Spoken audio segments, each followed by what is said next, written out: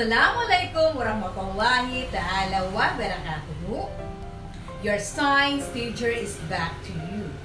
And together, we explore, discover, and enjoy life.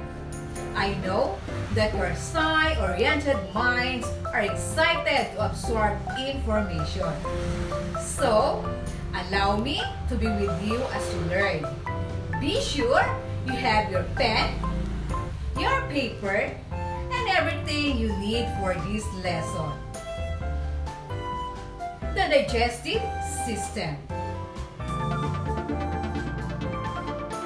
This is your teacher Sai. Welcome to Science Exciting Episode.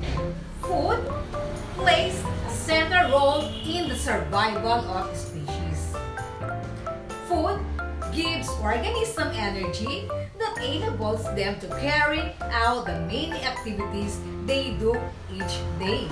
Predator chasing a prey, or a prey escaping a predator. Organisms are able to obtain energy from the food they eat through digestion. And let us define first what is digestive system. Digestion of food is carried out by the organisms and substances of the digestive system. During digestion, the food is broken down to smaller parts.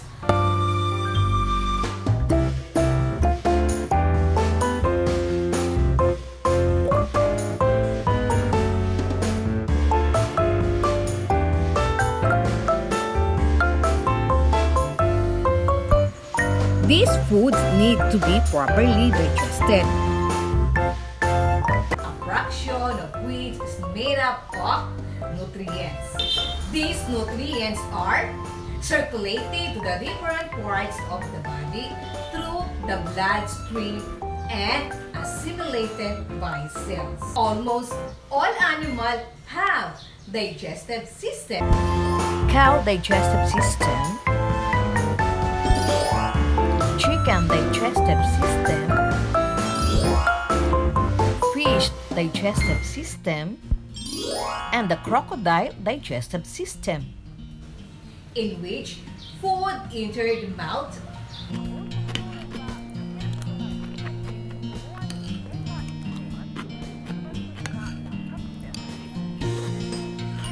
move through the long tube and exits the anus as feces. The food is broken down into soluble molecules and is moved rhythmically by the smooth muscle in the walls of the digestive organs. Different species of organisms are different ways of digesting their food. In humans, digestion starts in the mouth, where food is chewed and broken down to smaller pieces for easier digestion. This is called mechanical digestion. Initial mechanical digestions start also in the mouth. This is carried out by enzymes, molecules that speed up chemical reactions. Enzyme present in saliva, such as amylase, helps break down carbohydrates, which are large complex molecules, into simpler ones that can be used by the body. After swallowing, the food now turns into bolus, enter the esophagus or a gullet, and is moved down into the stomach, where it mixes with gastric juice and acids. Other enzymes such as protease and lipids help break down protein in the stomach and fats in the small intestine, respectively. Digestion ends in the small intestine, where nutrients are absorbed in the villi and enter the circulatory system.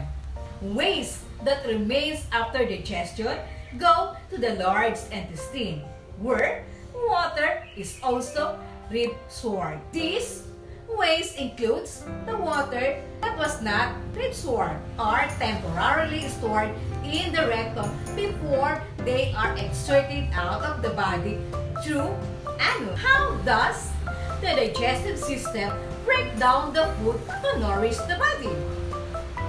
This time, I have a challenge for you. I will call it Genius Challenge. I will be flashing a picture of human body system. All you have to do is to identify the parts pointed by the arrow. You have 20 seconds to do the challenge.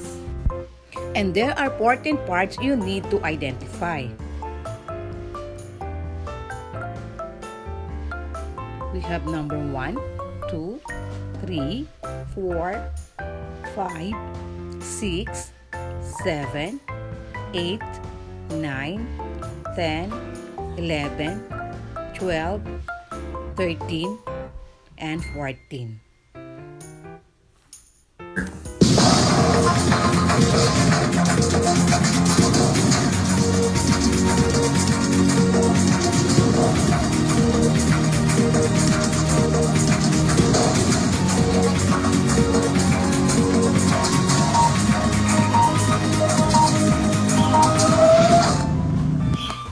And now let us see if your answers are correct. Number 1, mouth cavity. Number 2, epiglottis. Number 3, esophagus. Number 4, gallbladder. Number 5, large intestine. Number 6, appendix. Number 7, tongue. Number 8, liver. Number 9, stomach. Number 10, spleen. Number 11, pancreas. Number 12, small intestine. Number 13, rectum. And number 14, anus. Congratulations for getting the correct answers. Audio Jungle. And now, let us perform activity 1 entitled A Sweet Break. After performing this activity, you should be able to, number 1, describe the process of mechanical digestion. Number 2, explain how the physical breaking down of food helps in its digestion. Materials needed for this activity are 2 100 ml beaker or clear container warm water, 2 pieces of candies, mortar and pieces, paper towel. The procedures for this activity are: number 1, fill the 2 beakers or glass with warm water. Make sure that the amount of water placed in each glass or beaker is about the same. Label the glass A and glass B. Number 2, prepare 2 pieces of candies. Wrap a piece of candy in a paper towel and crush it using a mortar and pestle or any hard object like a piece of wood.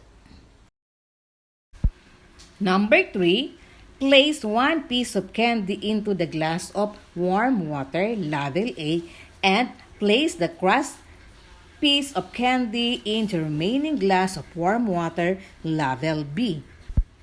Number 4, observe how long it takes for the whole candy in glass A and the crushed piece of candy in the glass B to dissolve. Number 5, record your observation. Guide question number 1. How does crushing the candy to smaller pieces affect its dissolution? Answer number 1. Breaking the candy to smaller pieces increases the surface area of the food on which solvent like water and digestive juices act, for which reason the rate of the food dissolution and chemical digestion also increases. Question number 2. What does crushing the candy represent in the process? Answer number 2. Crushing the candy represents the chewing of the food, a form of mechanical or physical digestion of food. Good job! You got the correct.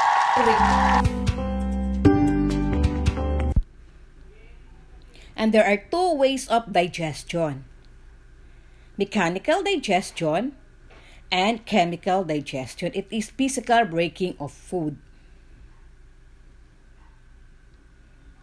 Processes involved: number 1, ingestion; number 2, absorption; number 3, assimilation; and number 4, excretion. Ingestion, taking in of food.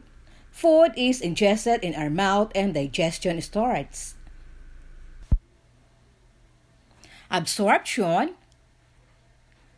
taking up nutrients. The food nutrients should be absorbed.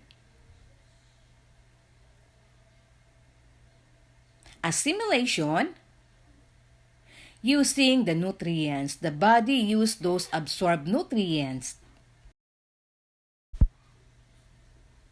Excretion, removal of waste. Removal of undigested material out of the body. Digestive system organs.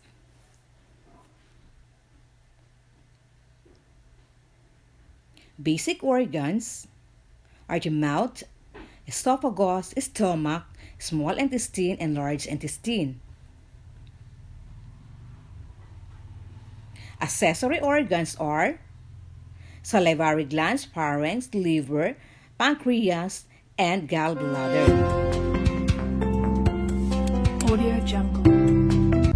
The primary function of the digestive system are the breakdown of food, called digestion, and absorption of nutrients. Digestion begins in the mouth, where the teeth break food into smaller particles during mastification, and food is swallowed. The soft palate blocks the upper pharynx to prevent the food from entering the nasal cavity. And movable voluntary muscles, the face, neck, and tongue contract, pushing food particles to the pharynx. Food passes to the epiglottis, which prevent food entry into the respiratory system, and then into the esophagus, which connects the pharynx to the stomach. The one-way movement of the food mass, now called bolus, is controlled by the whip-like involuntary muscle contracts. This movement is called peristalsis. The bolus now enters the stomach valves in the stomach wall, called rigid, allow for expansion as the stomach fills. Stomach cells secrete hydrochloric acid, have salicylic, and there is regulatory hormones that chemically digest up the bolus. Muscular contraction during the contact to further break down the bolus and mix it with stomach secretion to form thick liquid chyme. Chyme exerts the stomach during the pyloric sphincter and enters the small intestine, the major sign of nutrients absorption. The small intestine consists of 3 parts: the duodenum, jejunum, and ileum. Bile from the liver and digestive enzyme from the pancreas entering to the duodenum, creating the digestion. Absorbed nutrient pass from the lumen of the small intestine into the blood and lymph. Chyme not absorbed in the small intestine enters the large intestine, passes through the cesium, and ascending transverse descending sigmoid column. Water and salts are absorbed and chyme is converted into pieces. The rectum stored pieces until nervous stimulation initiates the defecation reflex, resulting elimination. Audio Jungle. And now, let's check your comprehension. Answer what is being described in each question. Choices are ingestion, absorption, assimilation, and excretion. It is the process of taking in food. Ingestion, absorption, assimilation, or excretion. The correct answer is ingestion. It is the process of taking up nutrients. Ingestion, absorption, assimilation, or excretion? The correct answer is absorption. It is the process of using the nutrients by the body. Ingestion, absorption, assimilation, or excretion. The correct answer is assimilation. It is the process of removing undigested material. Ingestion, absorption, assimilation, or excretion. The correct answer is excretion. Congratulations for getting the correct answers. Audio Jungle. Remember, our Almighty God is with us. So let's continue learning. Once again, I am teacher Saida Mahmoud Kamansa, leaving a message. It is better to learn slowly than not to learn at all. Wassalam.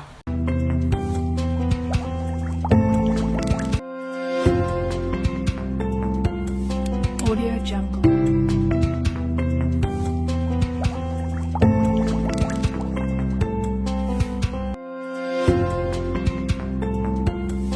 Audio Jungle.